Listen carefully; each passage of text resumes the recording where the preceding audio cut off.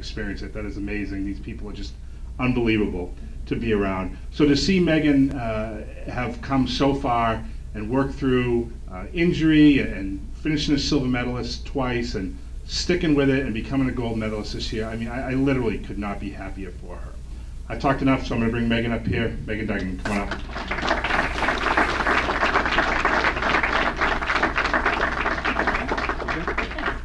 Thank you. Go get him. Wow. Hello, everyone.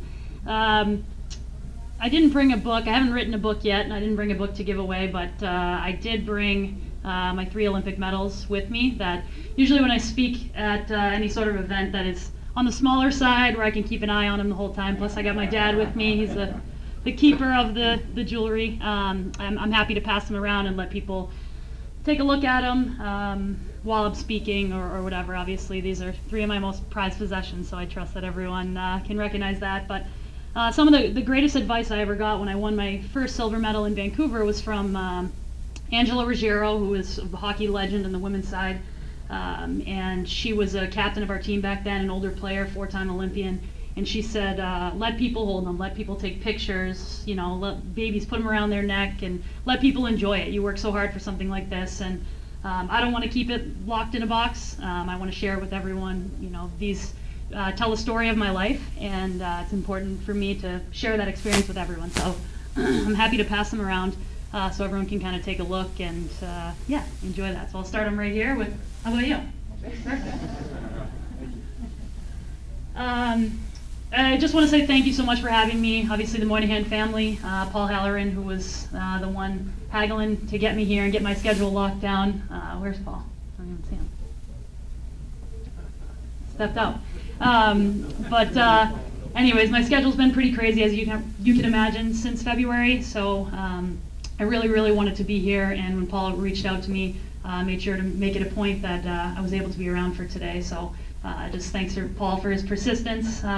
Obviously, just want to recognize Phil and the rest of the sports writers that are here. You guys do an incredible job telling the story of so many amazing athletes. I wholehearteady believe in sport and what it does for anyone.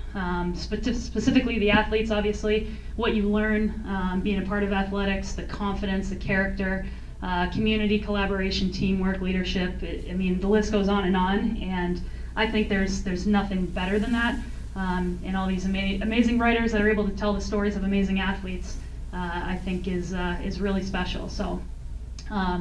The other thing, I'm going to have to razz my brother a little bit. Obviously, Phil spoke about my brother, who was an incredible athlete, and my entire life growing up, and in fact, I think 17 years ago, I was probably sitting at this banquet when my older brother was receiving Student Athlete of the Year, but my whole life growing up, I was always Brian Duggan's little sister, Brian Duggan's little sister, you know, to everyone in town, and I wore that title proudly. I mean, my brother was a star athlete and a great guy, and it was you know, exciting to follow his journey as his younger sister, and he jokes now that anywhere he goes, he's Megan Duggan's brother, which is pretty funny. So I'll have to let him know that I saw his name on the sheet today, and then mine was right there after it a few years later. So, and then obviously, last but not least, just really want to congratulate Jenny and Andrew.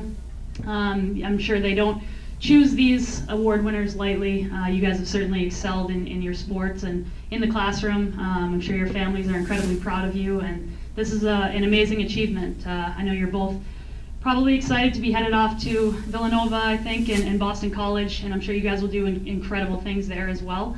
You have what it takes, and you've put yourself in a great position with support of your amazing families. So I think another round of applause for those guys would be great, and congratulations.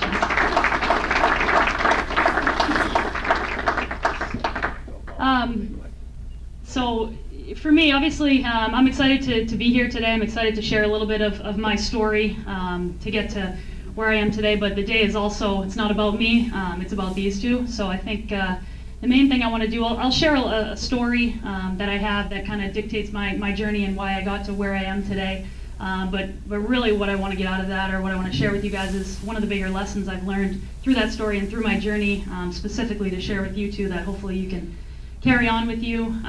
You know, I remember when I was your age, senior, going into college, there's so much you think you know, and so much you don't know, and my mom reminded me of that all the time. But you know, you discover yourself through sport and through college, and as you get older, and hopefully it's something that you guys can take with you. So, Paul mentioned 1998 games. I remember watching the games. Actually, I remember my parents allowed me to stay up late, stay home from school. I think I went in a day late because it was my end all be all. I wanted to, you know, it was the first time women's hockey was in the Olympics, and it was something that I couldn't stand to pull myself away and not know every single minute what was going on.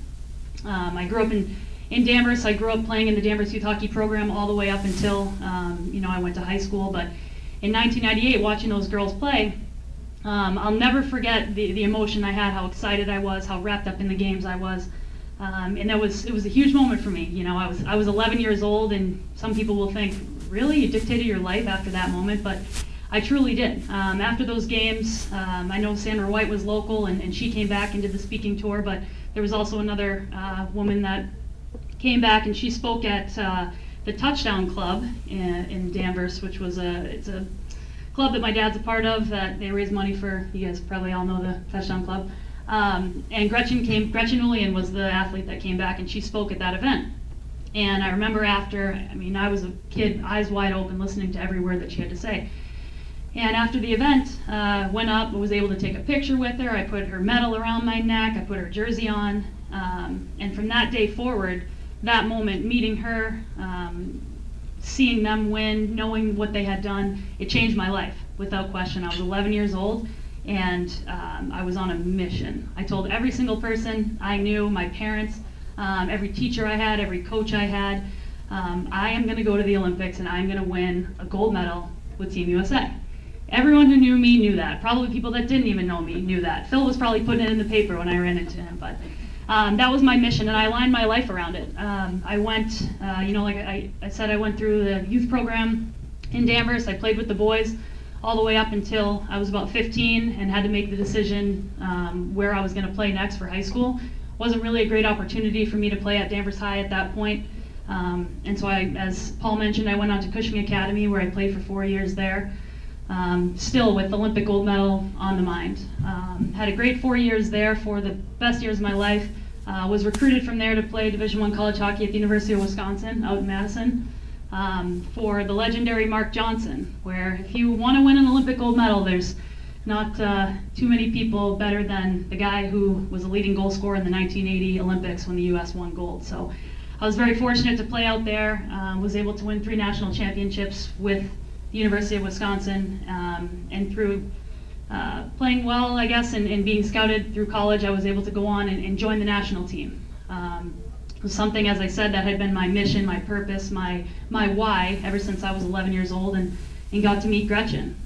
I got my foot in the door with the U.S. team early on in 2006, and since then to this day, the last 12 years, I've been a part of every Four Nations Cup team, every World Championship team, and all 3 Olympics since then, representing Team USA. So it's been quite the journey, definitely with the national team, but one that I'm certainly proud of, and honored to have been a part of those teams. I think the biggest thing for me as I've gotten older and gone through sport, the ups and downs of coming up short of ultimate goal of winning a gold medal and taking home those 2 silvers, to ultimately winning the gold medal last February, was I started to learn more about myself through sport, and not necessarily letting those medals define me, or you know, chasing after a certain goal solely because I wanted to be an Olympic gold medalist.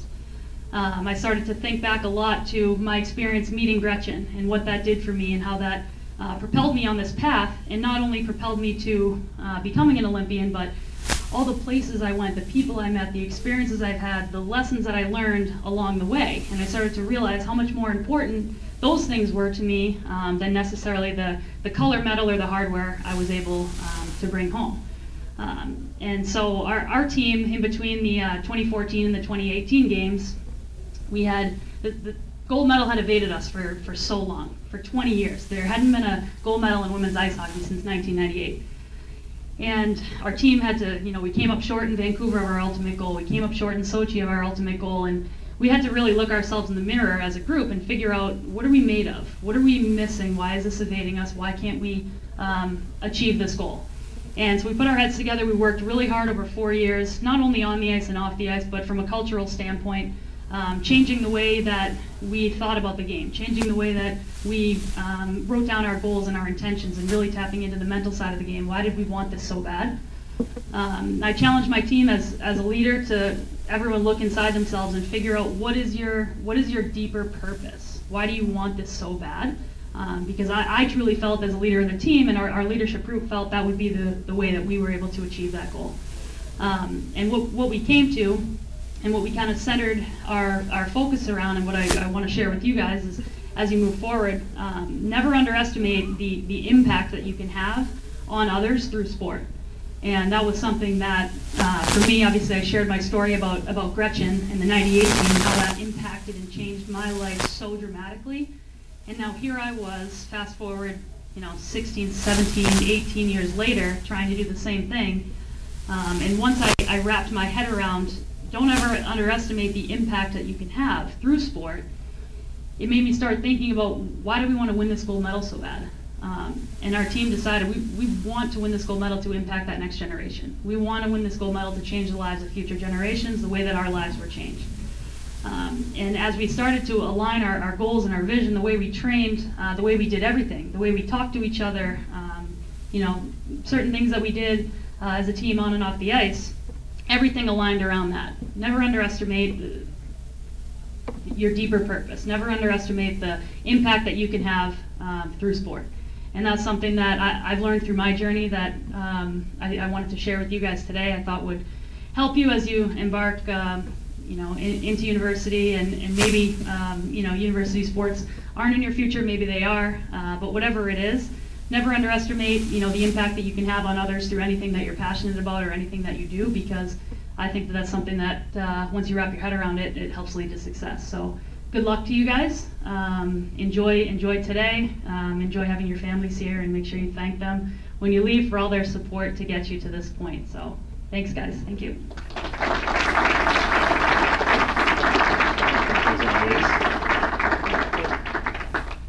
There is a plaque for her, by the way. Oh, okay. Megan, we have Megan, we have a plaque for you. Sorry. Here you go. This is a postgraduate achievement award that's given out by Moynihan Lumber to Megan. Thank you, Megan. Thank you very much. You're very welcome.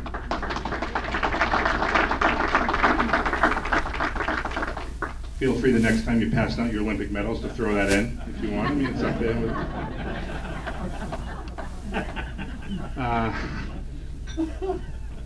I'm going to guess that most people here have probably seen the movie Saving Private Ryan. Familiar with it? Yes? Okay. Great war movie. Tom Hanks, Matt Damon. Tom Hanks is Captain Miller, head of a unit at the end of World War II. Has to go, and they have to find Private Ryan. Matt Damon's character was one of 4 brothers. His 3 brothers were killed in combat, so he was being sent home from the war so that not all 4 perished in Europe. And it was the mission of Tom Hanks, who was Captain Miller, and his men to find Private Ryan. And they had a lot of hardships along the way. They had some battles. They lost some of their men, all in this pursuit to try to find him. Well, about 2/3 of the way through the movie, they finally find him, and Matt Damon. I keep saying Matt Ryan. Falcons blow 28-3 lead. They find Matt Damon and his company in a almost no-win situation where they're located, and the Germans are going to be rolling in and bombing them. So Captain Miller turns to his second in command, played by a guy named Tom Sizemore. He was Sergeant Horvath. And he said, what do you think we should do here? He needed a voice of reason at that point. He needed somebody to kind of let him know what, maybe kind of confirm what he thought they should do. And ultimately he said, well, we can take the kid, go home, leave these guys here, and good luck to you, or we can stay behind, help them fight, and maybe something good will come out of this war. And of course they ended up staying, they ended up fighting and whatnot. So the point of this story is, Tom Hanks' character had enough faith in his number 2 guy to let him make maybe the biggest decision of the war that would affect not only their group, but this group of other men, and whether they were going to survive and go home or whatnot. Anybody that's successful needs a good number two. I can't tell you how fortunate I am that I have a great number two in Matt Williams. Matt is my second in command. He is our assistant sports editor, but he is so much more than that. For a young guy, and I say young guy, he's 33, he's younger than me, he is remarkable in his knowledge of the area, the histories, the teams, the coaches, the records.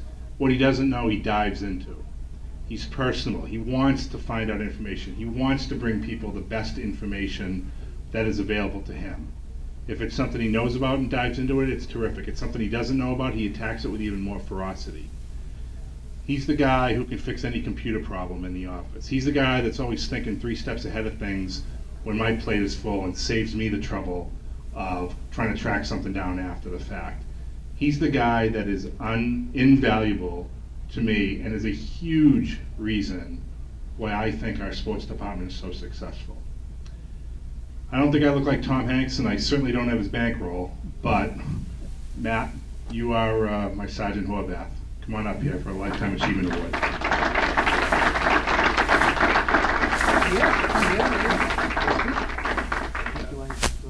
You do speak, okay. Yes. All right, well. Another one on the medal circuit. Perfect. Well, a lifetime, that's, you know, a 33 lifetime commitment award is amazing. This job never felt like a lifetime, although sometimes, you know, if it's the 6th inning and it's about 40 degrees outside and the guy walks the 8-hitter and the 9-hitter in a row, it feels like a lifetime. When the referees can't figure out what time to put on the penalty box after the guy hit the button early, it feels like a lifetime. But no, honestly, this has been 11 school years now for me, and I guess that's almost 4 full groups from freshmen all the way out, and so I guess it is a lifetime. It means a lot. I have to tell you, coming in as a 22-year-old kid, to be able to walk into a room that had Bill Kaporis and Mike Grenier, I would tell you it was like hitting 6th for the 1927 Yankees. But when I think about some of the conversations that we had late at night waiting for the pages while the deadlines were on, some of the jokes that were told, I think it was more like the 2004 Red Sox with the eccentricities. And I'll let you guys decide which one is Manny and which one is David Ortiz between Mike and Bill. But honestly, 2 of the best mentors you could ever imagine, 2 of the best that have ever done this. And so I was lucky just to walk into a situation like that. I have to tell you, we've had great leadership, great teammates, whether it was Phil, Nick, great leadership from Karen, thank you very much, our Mr. Kraft over there that sort of leaves us alone to run our own thing and you know, lets Mr. Belichick here sort of call the plays and win the championships, so to speak, you know, metaphorically. So really, it's hard for me to talk about myself because that's the opposite of what I like to do. It's difficult for me with social media because you're supposed to put yourself over, but for me, it's more about the athletes, it's more about the kids. I always feel like if I write my own name or the word I in a story, that's the wrong thing to do. So it's hard to really express what it means for me personally. But you know, I've just had such an opportunity to work with so many great kids. My biggest philosophy is just to put as many names in the paper as possible because you don't know what those people are going to grow up and do. You know, when I was 24, I went to a game at Harvard. St. John's Prep was playing there, and they lost. They got beat up pretty good.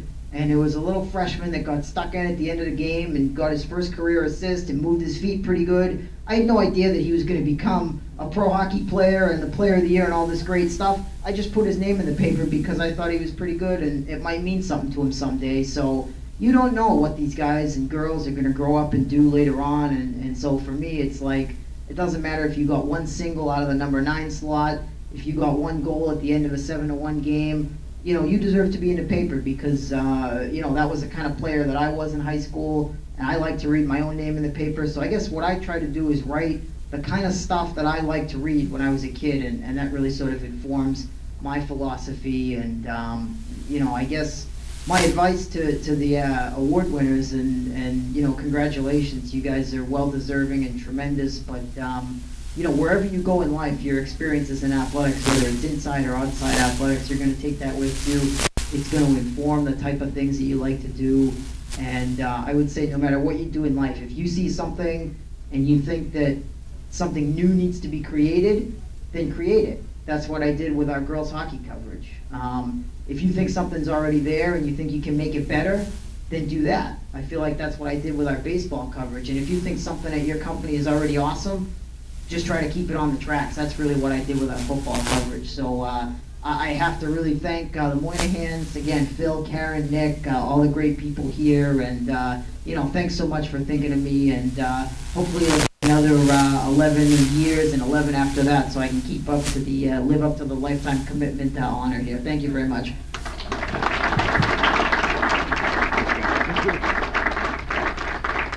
I just wanted to add that I thought he made a great comparison between the 27 Yankees and segued into the 2004 Red Sox, because some of those late night talks, they would definitely call us the idiots. Paul, thank you. Thanks, Bill. Thank you. Man, I'm glad you mentioned Bill Kaporis, the late, great Bill Kaporis, who was very supportive of this endeavor. And those of you, I know there's a lot of coaches in the room who know a lot of us are involved in local sports. There's some great folks here. As the sports editor at the Item, when Bill was in his prime as the sports editor of the News, let me assure you that no one has ever done it better than Bill Kaporis. And that's no disrespect to anyone here. My classic line was, the only time I got to relax was not when I went on vacation, it's when Bill went on vacation. Because that little guy, and he would love that I'm calling him little guy, he was competitive as they come. Megan, thank you again, although you put me in a very difficult spot. I've been kind of coordinating this banquet for 27 years, and it's my job to get the speakers here. And we've had some very, very good ones. It's going to be hard to top that, so thank you. I might be calling Ruzioni on my way home to see if he's available next year, because that's the only thing that could possibly come to mind. So thanks again. For our next couple of awards, I'd like to bring up the Item Sports Editor, Steve Krause, who's here. So thanks, Steve.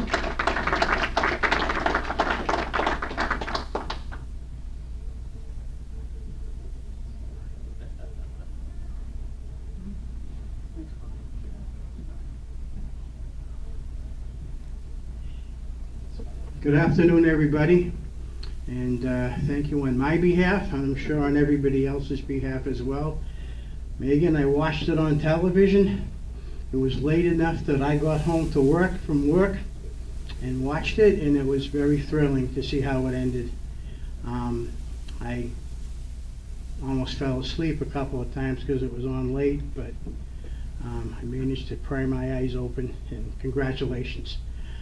Jenny, I saw you beat St. Mary's practically all by yourself in the tournament, and that was a great game. You had a great season. Congratulations. And Andrew, congratulations to you too. I didn't get a chance to see much of Hamilton, one of them that's out of our area, but congratulations just the same. I'm sure it was you had a great career up there. I'm here to present an award to Mr. Jim Ridley for his efforts on behalf of schools, not just in Lynn, but everywhere. I mean, Jim has been a fixture in Lynn education for as long as both of us have been adults, and we're the same age. So I know how long that is. When Gerard said long, long, long, how many times did he say long? I figured he was looking right at me when he said